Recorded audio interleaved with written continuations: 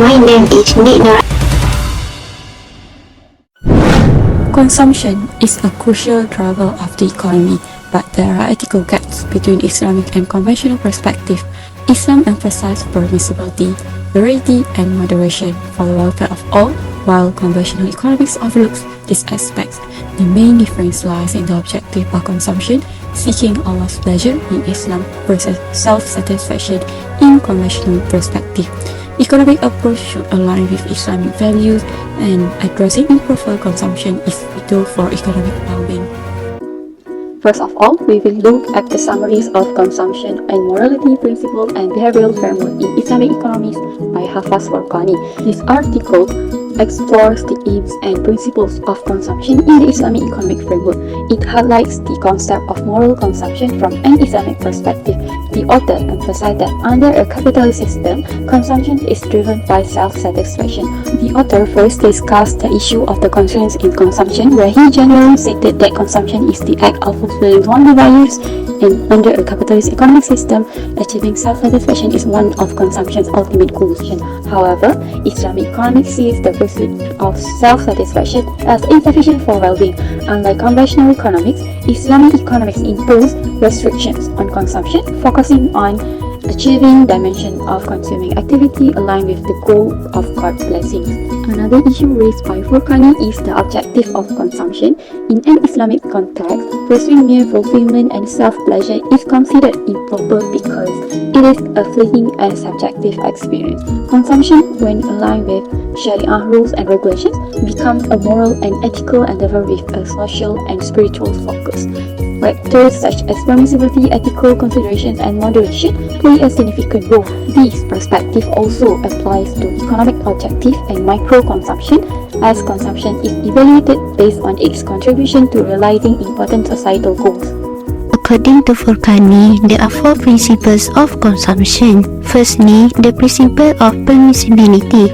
Muslim consumers must observe the concept of halal and haram in their consumption. Secondly, the principle of responsibility. The resources that Allah has entrusted to us must be used responsibly by making efficient use of them. Next, the issues surrounding the principle of balance can be divided into three categories, which are wasteful, excessive, and miscellaneous consumption. Wasteful consumption is categorized as unnecessary consumption, which involves the action of consuming things that are not necessary just to satisfy desires. Illegal consumption, which involves the action of consuming things that are prohibited by Allah, and improper consumption, which involves the action of consuming outside of its proper context. Excessive consumption happens when a person consumes more than is required at a sufficient level. Then, Furqani put forward the issue of miscellaneous consumption, which occurs when people purposely spend less than necessary. Miscellaneous consumption is classified by the author into three categories.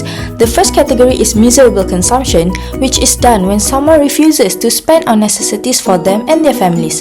The next category is selfish consumption, which happens when someone consumes for his own interest without caring for others' needs. The third category is ungrateful consumption, which happens when someone performs consumption without dedicating it to Allah. The last principle discussed is the principle of priority. The author explains that there is a need to have priorities in consumption to achieve the objectives of Sharia properly. The Qur'an sets out consumption rules, and one of them is to consume according to a hierarchy of three levels. The first level is essential consumption, which involves consumption which life would be harmed if it is absent.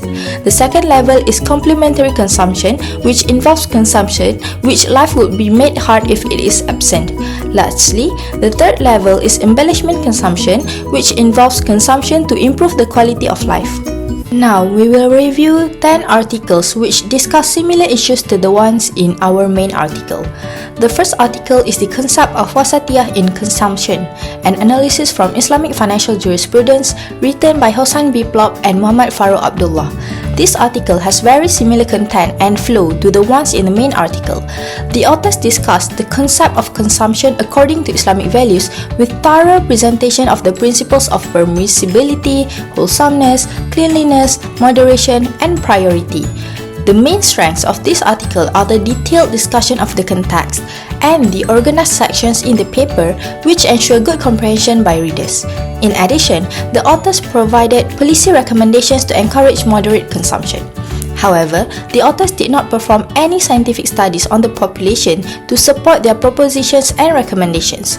Also, we believe that the authors should have included the principles of wholesomeness and cleanliness under the principle of permissibility as sub-principles to make the reading simpler. The next article is Keenness Consumption Theory, a re-evaluation according to the Islamic perspective, written by Hainur Akmal Rahim and Zakaria Bahari. The authors first discussed keenness consumption theory. In the next section, the authors discussed the Islamic consumption theory and made a conciliation between the two theories. The authors made it easy for non-believers to see the rationale of consumption along Islamic values because of the direct comparisons made in the two sections. However, the authors did not discuss the issues of consumption in an Islamic perspective in detail at all, as they basically only presented observations to review the theories discussed. The authors also failed to provide Quranic verses and hadith to safeguard the authenticity of the Islamic perspective. The third article is Responsible Consumption and Production, a Roadmap to Sustainable Development, written by Naveen Kumar Arora and Isha Mishra, which discusses the issue of sustainable consumption and production. By reading this article, readers can easily understand the downsides of irresponsible consumption due to the evidence provided statistically. We found this article very interesting to read and felt the urgency to create a world of responsible consumption. However, the authors did not directly correlate their discussion to Islamic proposition and evidence. Also, there is no section division in the article, and hence it is hard for readers to find specific topics to fulfill their specific inquiries. The fourth article is The Effect of Religiosity on Hedonic Consumption and Wasteful Consumption Behavior, written by Ibrahim Afsi and Hizr Hasikele-Soglu. It is aimed to find the relationship between religiosity and behaviors of hedonic consumption and wasteful consumption. The authors presented quantitatively driven research, easily persuading readers to see the importance of religion in the practice of responsible consumption. This article is also convenient for non-Muslims to comprehend.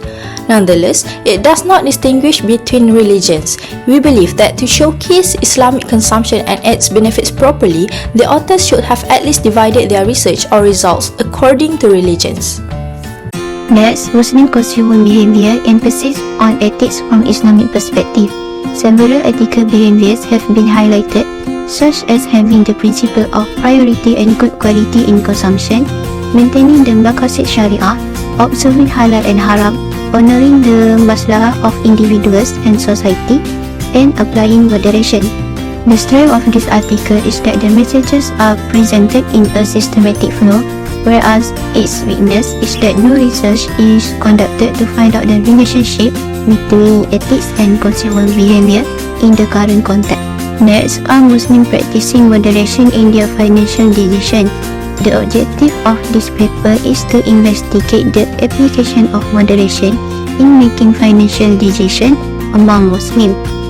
The findings demonstrated that the idea of moderation somewhat influenced the relationship between materialism and financial decision. This article has two strengths, which are the result is reliable and it uses statistical data.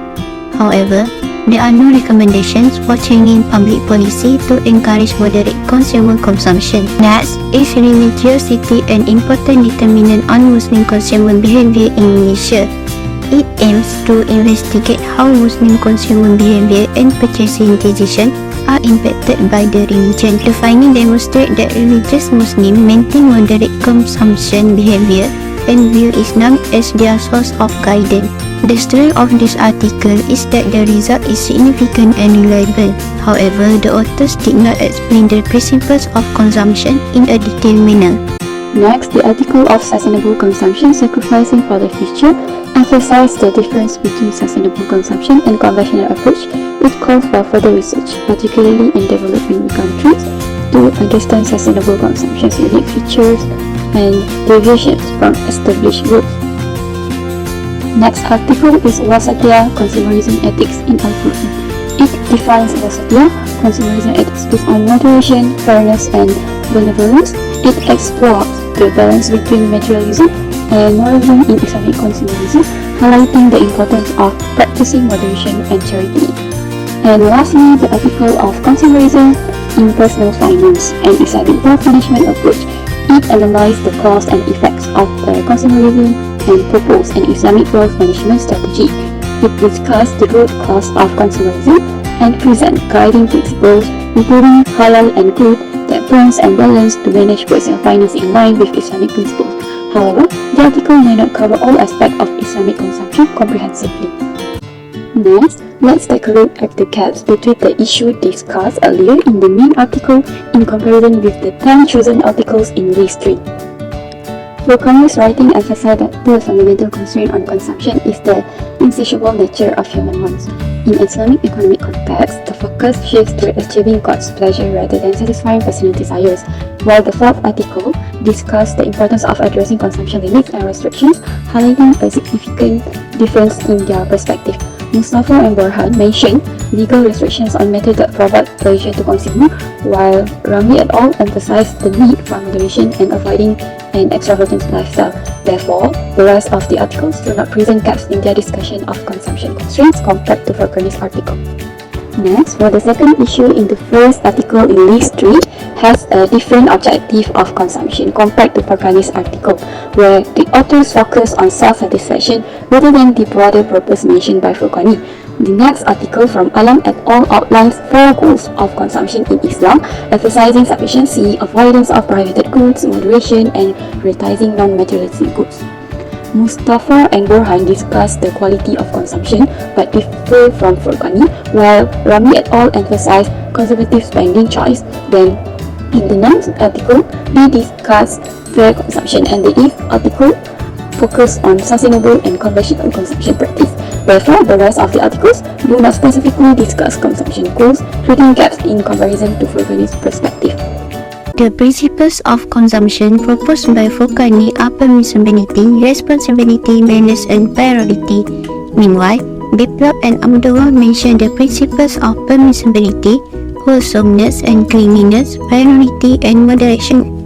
The principle of wholesomeness and cleanliness encourage Muslim consumers to observe the benefits of the good for their health and the cleanliness of the goods. However, Rahim and Bahari, Aurora and Mishra, and Kokot and Mohamed did not mention the principles of permissibility and responsibility in their papers. Biplab and Abdullah, as well as Ramli et al., discussed the issues of wasteful consumption and excessive consumption by presenting the statistical data regarding excessive consumption, which failed to be included by Furqani. There is also a gap found between Furqani and Rahim and Bahari on the issue of consumption, as the latter presented a comprehensive consumption function from both conventional and Islamic perspective, a method to prevent wasteful consumption, the planning of needed goods and services, and the role of zakat and infaq toward the growth of the national economy. Moreover, the well-being of the future generation is emphasized by Rahim and Bahari in relation to moderate consumption, whereas Aurora and Mishra expanded the well-being of nature and the environment aside from the future generation, which is not mentioned in Furqani. For the issue of miscellaneous consumption, Biplab and Abdullah explain it in the exact same ways as Furqani. Meanwhile, Hanafi et al. Briefly touched on this issue by stating that stinginess is forbidden in Islam if it imposes harm, while Amanda et al. Only discussed one of the consequences of the issue, which is creating idle wealth. However, the other authors did not provide any direct mention of miscellaneous consumption. Next, the definition of the issue of priorities in consumption provided by Furqani is rivaled by the one provided by Mustafa and Borhan, which is deeper with several perspectives from a few scholars. Mustafa and Borhan included perfection, kamaliyat, as the fourth priority in consumption and further divided the priorities into 2 categories, essentials and complementary in the top category and embellishments and perfection in the following one. In addition, unlike Furqani, they provided a real-life view of how the priorities should be followed. Meanwhile, Amanda et al. Presented the principle of priority exactly the way Furqani did.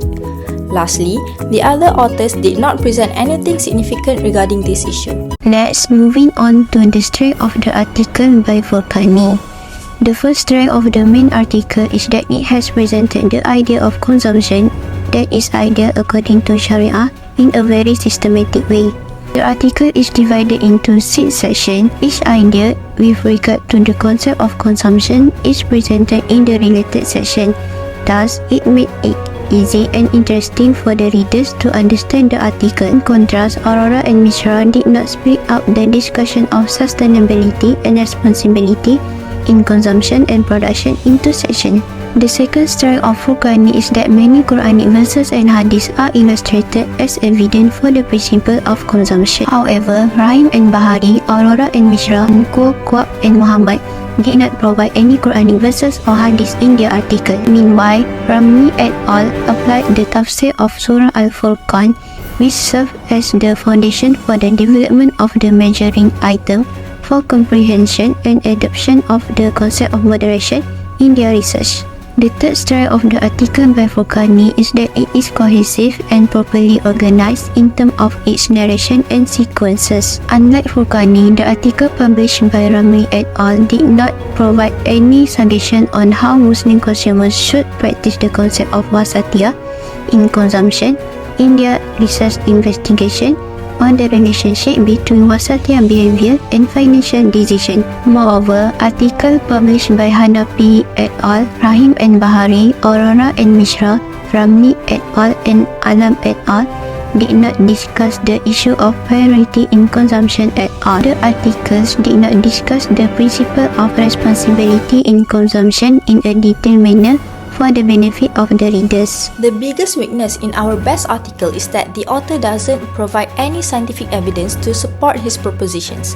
There is no statistical proof to justify the direct relationship between morality and welfare. The author provided Quranic verses and hadith as evidence for the points, but these are insufficient to convince non-Muslim readers who do not live by them. Robust scientific evidence are vital to display real tendencies in the economy, which include comparative study on consumption behavior among Muslims in Muslim-dominated countries and non-Muslims in non-Muslim dominated countries. The same flaw is found in the paper by Biplop and Abdullah, Mustafa and Borhan, Hanafi et al. And Amanda et al. However, the other authors provided their scientific evidence. Another weakness from the article by Furqani is that the author failed to depict many issues in modern real-life macroeconomic context. However, compared to Furqani, Afsi and Hasi Kelesoglu, Mustafa and Borhan, and Hanafi et al. Did not provide any at all. Meanwhile, all the other authors somehow have strong macroeconomic perspectives in their papers.